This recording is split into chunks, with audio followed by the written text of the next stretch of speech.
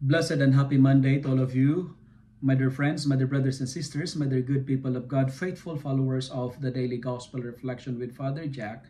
My dear kababayans, today is June 10, 2024, Monday, within the 10th week in Ordinary Time, Year B. Our Gospel for today is from the beautiful and the wonderful account of the Gospel of Matthew chapter 5, verses 1 to 12. Our Gospel for today speaks about how to be blessed. The Beatitudes are our guide to a blessed life. Observing the Beatitudes, keeping the Beatitudes, is the real path to ultimate satisfaction and blessedness. My dear friends, my dear brothers and sisters, nowadays the world often proposes path towards fulfillment and happiness. However, we need to discern well.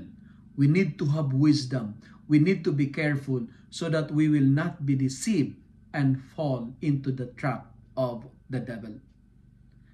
The world will present to us security, popularity, enjoyment, riches, fame, weapons, control, power, and earthly pleasures as the way towards blessedness. Because the world will telling us, if you are secure, you are blessed. If you are famous, you are blessed.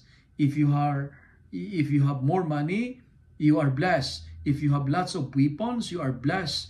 If you are lots of friends and you enjoy and you travel around the world, you are blessed. My dear friends, those things are good, but we need to be careful because sometimes these are traps so that we will forget the Lord. If possible, try to avoid those stops I mentioned because those will only bring mental disorders. It will bring us more stress, false hopes, anxieties, worries, headaches, and more troubles in our life. Listen to Jesus, not to the world. Because our responsorial psalm is telling us today, our help is in the name of the Lord who made heaven and earth. To conclude, to be blessed, do the following recommendations. If you wanted to experience joy, if you wanted to be happy, if you wanted to have fulfillment and a life of blessedness, first, live simply, trust the Lord. And second, mourn for your sins.